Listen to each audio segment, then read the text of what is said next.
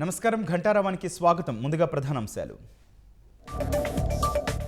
గత వైసీపీ ప్రభుత్వ నిర్వాకం వల్లే లేడీ డాన్లు తయారయ్యారన్న సీఎం. మహిళలు గంజాయి అమ్ముతూ నేరాలకు పాల్పడ్డారని ధ్వజం. విధ్వంసమైన రాష్ట్రాన్ని పునర్నిర్మాణం చేస్తున్నామన్న చంద్రబాబు.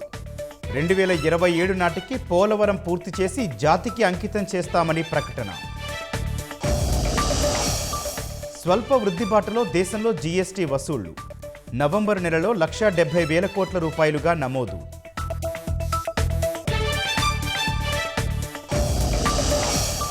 భార్యను కిరాతకంగా హతమార్చి వాట్సాప్ స్టేటస్ పెట్టిన భర్త. తమిళనాడులో ఘటన. పోలీసుల అదుపులో నిందితుడు. శబరిమల అయ్యప్ప క్షేత్రానికి భారీగా ఆదాయం. మకర విలక్కు సీజన్ తొలి 15 రోజుల్లో 92 కోట్లు ఆర్జన.